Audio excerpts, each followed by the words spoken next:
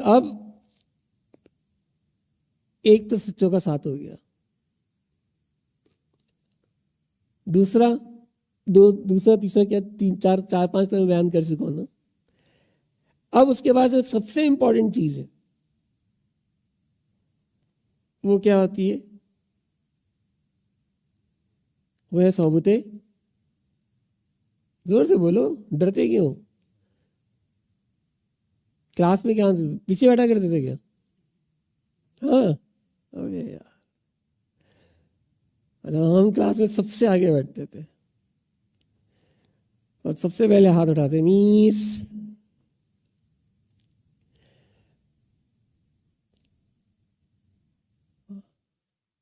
اور کوشش بھی یہ ہوتی تھی کہ مس پڑھوائیں بھی ہمیں سے، اس لیے آواز جو ہے نا شروع سے تیز ہے، تو اس لیے اسٹائل بھی جو ہے نا ٹیچروں والا ہے، تو جب تک جواب سامنے سے نہیں آتا نا اس وقت تک مزہ نہیں آتا۔ خیر، تو کیا بات ہو رہی تھی؟ صحبت شیخ۔ اب بنیادی چیز ہے، ایک تو آپ کے دوست ہو گئے کہ آپ سچوں کے ساتھ ہو گئے، ہے نا؟ اب اس میں آپ کے پیر بھائی بھی ہو سکتے ہیں اور آپ کا حلقہ احباب بھی ہو سکتا ہے نا؟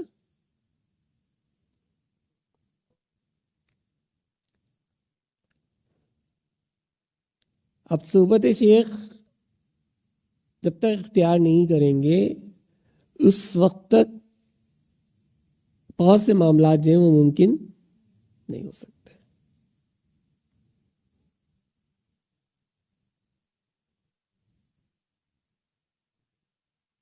کیونکہ ان کا تعلق توجہات سے ہوتا ہے، اور توجہات جو ہیں وہ صحبت سے حاصل ہوتی ہیں۔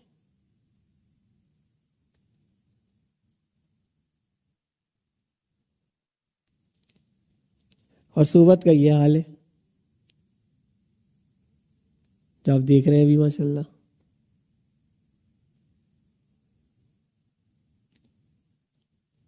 اب جب آئیں گے پوچھا جائے گا تو کہیں گے راستے میں سنتے ہوئے آ رہے تھے۔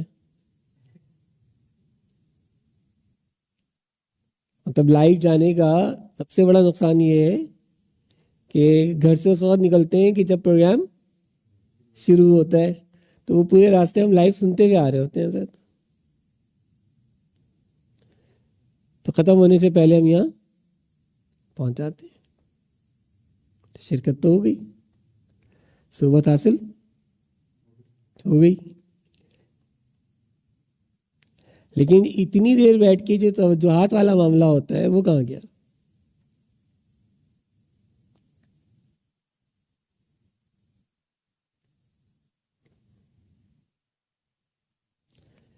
اور اس میں نقصان میرا تو نہیں ہے،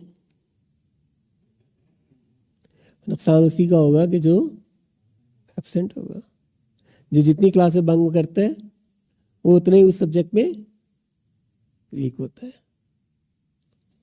اب اگر ایک بچہ ویک بھی ہے لیکن وہ بنک نہیں مار رہا، ریگولر ہے، تو کچھ نہ کچھ حاصل کر ہی لیتا ہے، کن ذہن ہونے کے باوجود وہ کچھ نہ کچھ سیکھ ہی لیتا ہے۔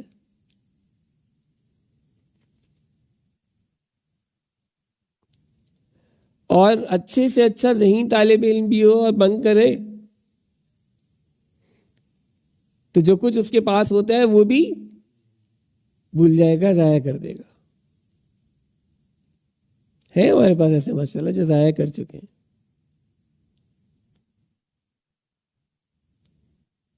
مطلب ایک دفعہ لے کے ساری محنت کر کے اور پھر اس کے بعد پانی پھیر چکے ہیں۔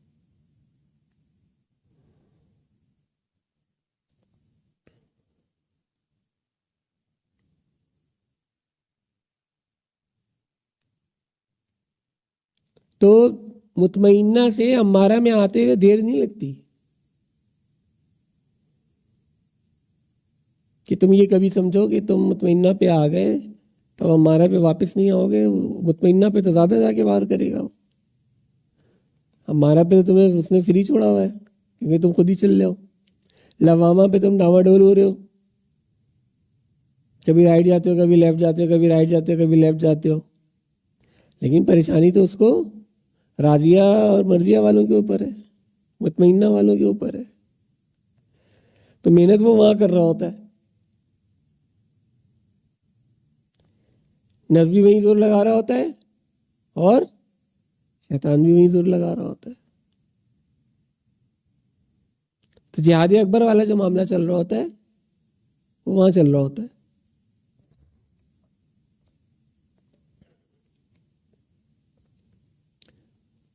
اب ایک صحبت شیخ ہو گئی اور دوسرا تصور شیخ ہو گئی. اب یہ نصف تصوف ہیں جو تم ضائع کر دیتے ہو, جس پہ تمہارا کوئی توجہ نہیں ہے.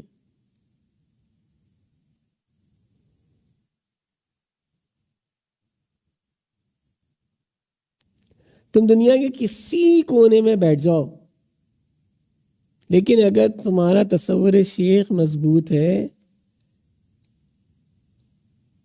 اور تمہیں اپنے شیخ سے محبت ہے,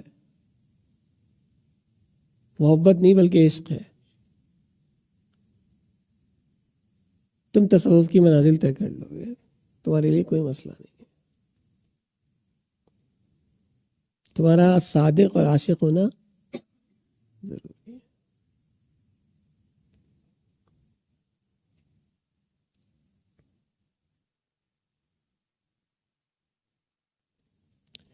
مائنڈ سائنسز کے اندر مطلب آپ کا رابطہ ہونا, مطلب آج کے دور میں تو اس کو سمجھنا کوئی مشکل کام ہے.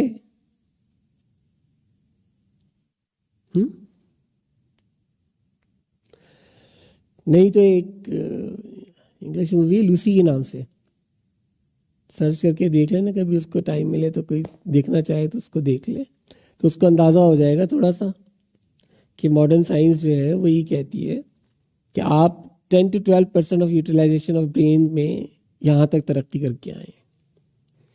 تو اس میں وہ یہ کہتے ہیں کہ جی کوئی ایسی میڈیسن بنا لیتے جس سے کہ وہ برین کا یوٹیلائزیشن انکریز ہوتا چلا جاتا ہے. تو وہ اتنا انکریز ہو جاتا ہے کہ 100% of the utilization of brain پہ پہنچ جاتی ہے وہ لڑکی. تو جو سپر کمپیوٹرز ہوتے ہیں وہ سارا ڈیٹا جو ہے نا وہ ایک اتنی سی چپ کے اندر دے کے اس کو دے کے آخر میں ختم ہو جاتی ہے. تو اس میں انہوں نے دکھایا کہ ایولیوشن سے لے کے شروع سے لے کے اور آخر تک تمام کچھ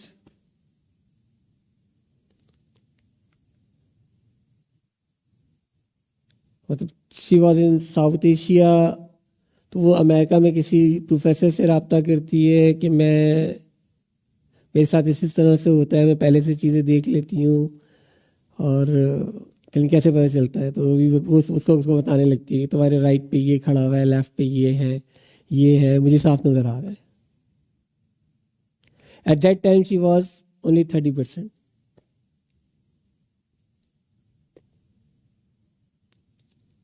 تو وہ اس کو فوراً بلاتا ہے کہ تم یہاں ہو. وہ پہنچتے پہنچتے جو ہے 60% پہ پہنچ چکی ہوتی ہے.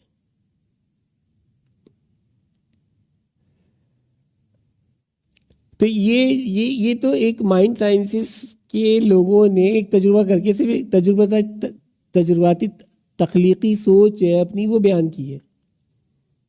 لیکن یہاں تو ایسا معاملہ موجود ہے, حقیقی طور پر موجود ہے کہ اگر آپ صحیح معنوں میں اس کے ساتھ دوستی کرتے ہیں اور آپ کی دوستی اس کے ساتھ ہو جاتی ہے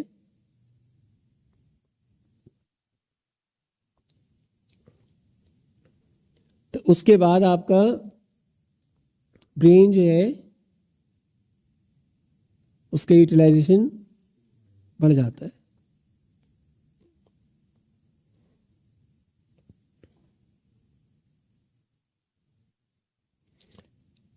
بھائی اب ہولوگرام سسٹم تو آ جائے ہے نا 4-5 سال پہلے ہے؟ اچھا، حضور غوث پاک کتنے لوگوں مریدوں کے گھر گئے تھے؟ 70 کے گھر گئے تھے؟ نہیں گئے تھے؟ 70 کے 70 سے وعدہ کیا نہیں کیا؟ اب مرید نے پوچھا کہ آپ نے 70 آئے، 70 کے 70 سے وعدہ کر لیا، وعدہ تو جھوٹا نہیں ہو سکتا؟ اب انہوں نے کہا ہاں کر لیا. خاموش ہے کہ کیسے وعدہ کر لیا کہ افطار کرنے جائیں گے؟ دوسرے دن سب آ رہے ہیں شکریہ ادا کرنے کے لیے.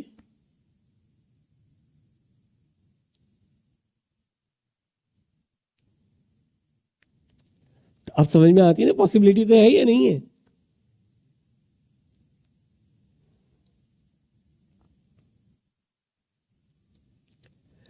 تو اب جو آنے کے بعد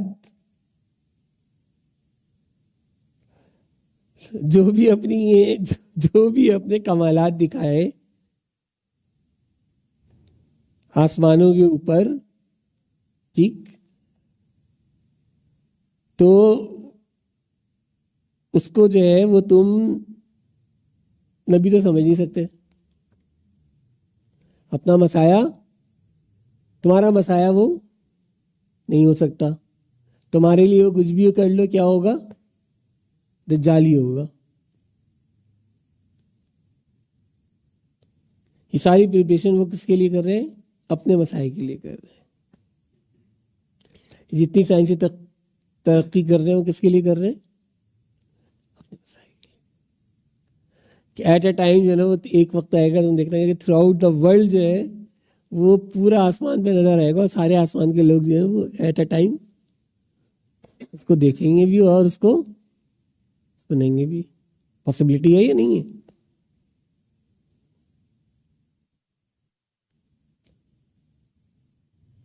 اگر میں چاہوں تو میں یہ سمجھتا ہوں ہارڈلی نیکسٹ 2 to 3 years آرام سے پاسبل ہے. یہ چیز امپاسبل تو ہے ہی نہیں جس طرح سے سائنس ترقی کر رہی ہے.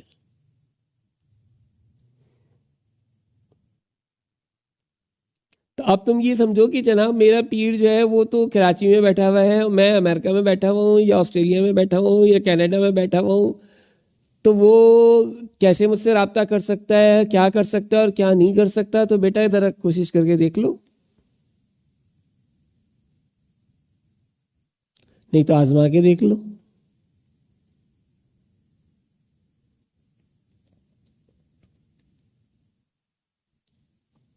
نہیں تو جنہوں نے آزمایا ہوا ہے ان سے بات کر کے دیکھ لو.